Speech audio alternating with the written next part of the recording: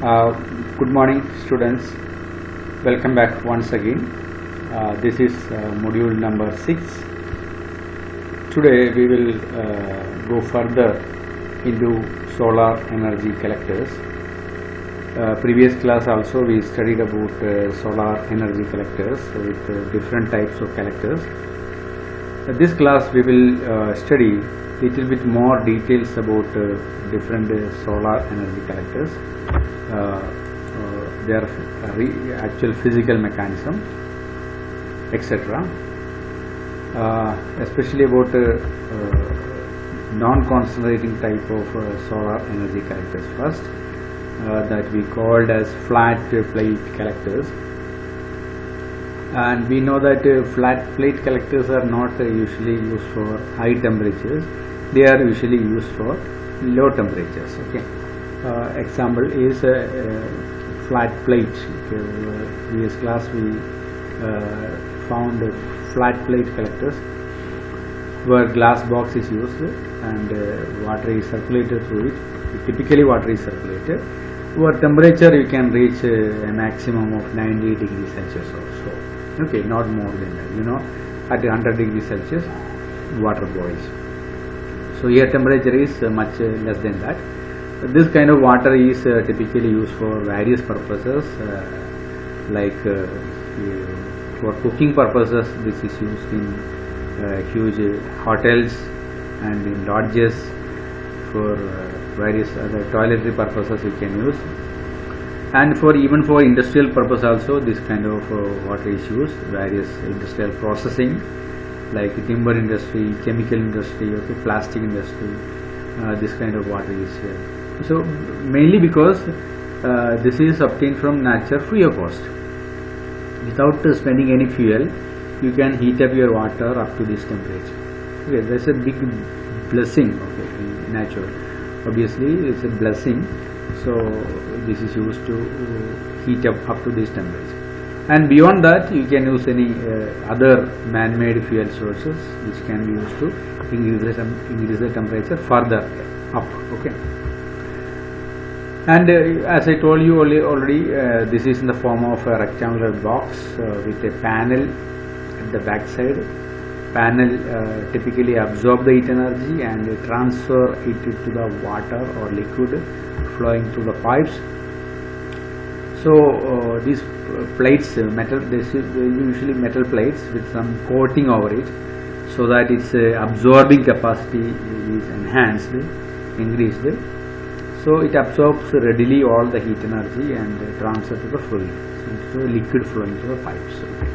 So usually flat plate collectors you can subdivide into two groups. One is liquid heating collector and other one is gas heating collectors. So basic difference is in the fluid which is being passed through the pipes. We have already seen pipes. So the pipe to the whichever liquid is in terms of the material, we can classify them into liquid heating and gas heating. If fluid liquids like water or alcohol, ethyl alcohol, ethylene glycol, this is another fluid being used, ethylene glycol. Okay. So this kind of fluid can be run through the pipes, then we classify them as liquid heating. And if pure gas, maybe hydrogen gas, especially non-corrosive gases, nitrogen, hydrogen, helium, not oxygen. Oxygen is highly corrosive. Corrosive in the sense that a metal part will be easily destroyed, okay, damaged. So we cannot pass hydrogen, or normal air can be passed, okay, air heating. In air, oxygen component will be less and more it will be abundant with rich with nitrogen gas like that. Okay. So such gases can be passed, then we call it gas heating collectors. Okay. So this is the tube, as I told you, the tube structure you can see. Through one side liquid or air is passed with high pressure, so it runs through these tubes. Okay, all along the way you can see the pipes and they are exposed to sunlight, so they can be heated up and comes out through this pipe out, and this can be collected or directly used for applications. Okay. So this can be either gas, air, or any gas component like nitrogen, hydrogen like that, or it can be fluid itself. Okay. So that's the thing. And what are the major component of a flat plate collector? We had remarked about it in the previous class. Still some more details. First thing is that they have a transparent cover. Okay, so there is a top cover. So this is usually of either good plastic or glass, so that heat energy, radiation can directly enter into it very easily. Okay, top glass. It also protects the entire sector. Protection is given at the rainy season. The rain will not enter into it, and dust particle and moisture. So this give a cover for that, protection from all these external factors. Okay. So secondly, the tubes which carry the liquid or gas. This is that tube. You can see, which carry the liquids, and the tube will be usually made up of copper or such a highly conducting material, so that heat energy is readily transferred to the liquid. Okay. And you have the absorber plate, and absorber plate is usually welded with it. It is not visible here, but still you understand. It is welded with the pipe. At the back side of the pipe, it is welded. Sheet, there will be metal sheet, maybe copper sheet, or maybe aluminum sheet. Any good conducting sheets are used, so that heat energy is very easily getting absorbed and transferred to the pipe. Okay. And finally, you have the insulation provided at the back side. Back side means on the bottom side. Okay. Bottom side, suppose once the liquid is heated, its heat energy should not be lost. So at the back side, a sponge-like material. So usually it is called fiber wool, like the fiberglass material. Like artificial wools are used, so it protects it from heat leakage. So that is a cross section you can see at the bottom. Is spongy-like material. It don't conduct heat energy. Just like what you can see inside a mattress. Okay, so it is much more insulating than a mattress. Okay. So it is a thick one, so where heat energy is not lost. Whole heat gets trapped inside this box. So that is the purpose of the insulation. And you have the casing which protect all other components from the other. The outside casing you can see. This protect the whole thing inside safely. Okay, and as I told you, heat is transferred from the absorber plate to the fluid. The plate absorbs and transfers. The insulation material is usually made up of glass wool or fiberglass. Glass wool is a very, even if you are standing nearby a furnace, usually clothes will be made up of glass wool. Okay, in industries, in furnaces, those who are working, they usually wear clothes made up of glass wool, so that they will be thermally protected. Otherwise, it is very difficult to go nearby to a furnace in industry. So front cover is transparent to the incoming solar radiation. So this is the thing which I told you previous class about the greenhouse effect. High frequency radiation enter into it. So once they enter, it is absorbed and it is re-radiated from inside. When they re-radiate, their frequency is small.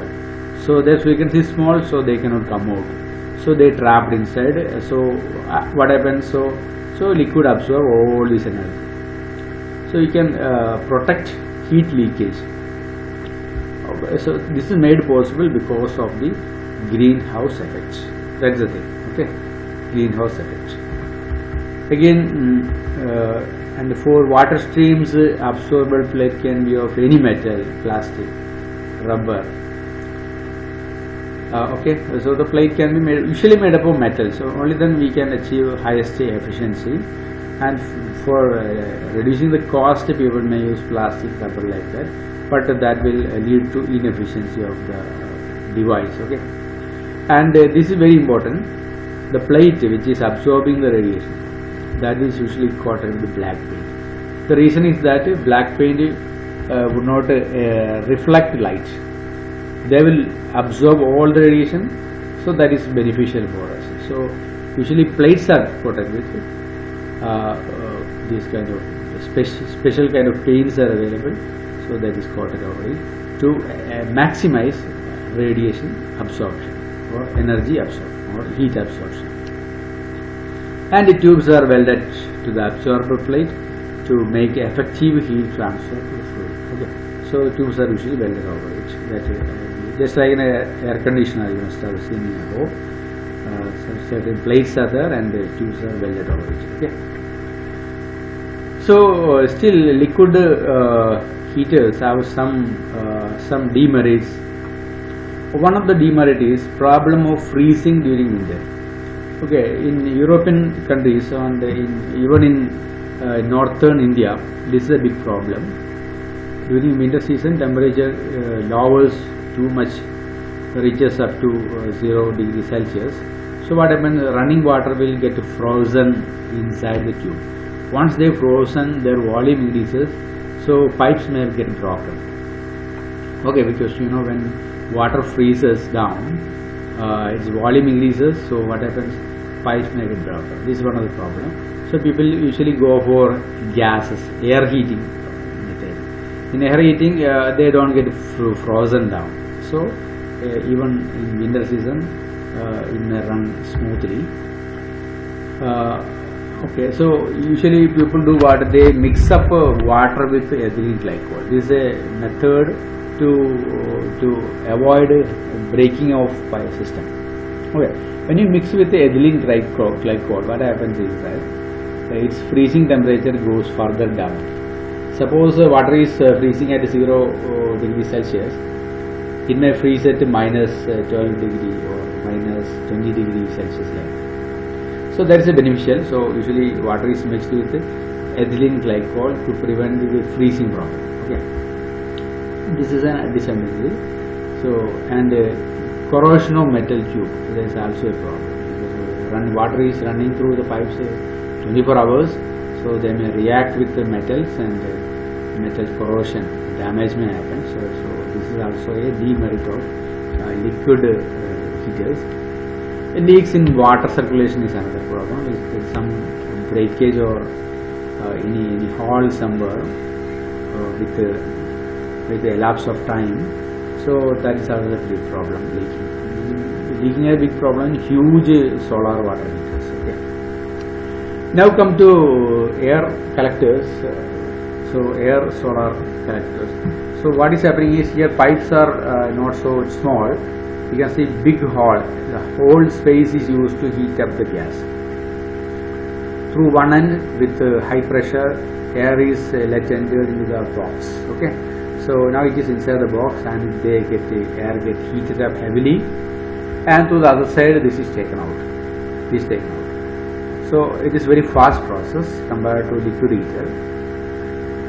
So we have the advantage. It eliminates both freezing and corrosion problem because nothing is getting freezing, because air will not get solidized or frozen at ordinary temperatures. You need a minus 200 degrees Celsius like that to freeze the air. So air can be used. Heated air can be directly used for space heat. It's another advantage because this is very important in winter seasons. If you run air conditioners, they will use huge amount of electricity. So instead of that, you can use this hot air to heat up rooms. Okay, temperature goes very low. So this is a very cheap method, cost-effective method to heat up rooms, buildings like that. With flats, complexes, you can easily heat up. So floor channels are very wide. That is another advantage. So you can heat up huge, big amount of air very easily. And air heaters have large applications. Okay, so industrially they are very important. They are very significant for drying and curing of agricultural products. Okay. In winter season, sunlight is very feeble. So what is done? Keeping huge tall towers where air heaters are installed, where from it can easily collect solar energy and the air is heated up, and that heated air is brought into the plants. Okay, in big halls it is brought where products can be easily heated up. So even in winter season, people can prepare their agricultural products with proper heating. They can dry up fruits, okay, grains, other vegetable products, and easily keep in cold storage. Where air heaters are, even if you go in places like Nilagiri, Ooty, Kodaikanal, if you go in tea gardens or tea plants, tea plantations, where you can see this kind of air dryers which are used to dry up tea leaves. Okay, tea leaves are dried up like this even in winter season, and they stored properly. Otherwise, raw vegetable or raw agricultural products may get easily damaged. So once they are dried, they can be stored for a long time. Where air heaters are of huge applications. Space freezing purposes in greenhouses, because in greenhouse you have to maintain vegetable gardens and other gardens, so enough temperature should be given. So where also this process can be used. Dehumidifying agent, it is important in industrial purposes. If you want to remove humidity from a particular room or hall or building, you can pass this hot air to that rooms and humidity can be removed. This is very important in packing purpose. Okay, industrial food products, and when they pack, the room should be free of any humidity. So where it can be used. Okay, humidity is there, then food will be quickly damaged. So dehumidification is an important process. Seasoning of timber is another application. So because the timber industries, wood industries, wood has to be properly dried up before making any useful goods. Okay, furnitures. So timber seasoning is called timber seasoning. Heating of timber to appropriate temperature to make them good for making furnitures and all. So very important. Curing of industrial products such as plastic is another area. When plastic is freshly made, they are very soft, so they have to be dried up slowly, but also it can be used. Okay. So these are the content of today's module, and simple assignment is given. What are the different parts of a flat plate character? Briefly mention is all. Okay, it's a very simple question given today. You write briefly. You can use even internet resources for writing your answer. Write different parts and give a small figure, and give your own comments about each parts in brief. You are welcome. You can use any internet content and prepare your notes, but you should confine your note in a single A portion. Okay. So do that and properly upload in the sites. Thank you.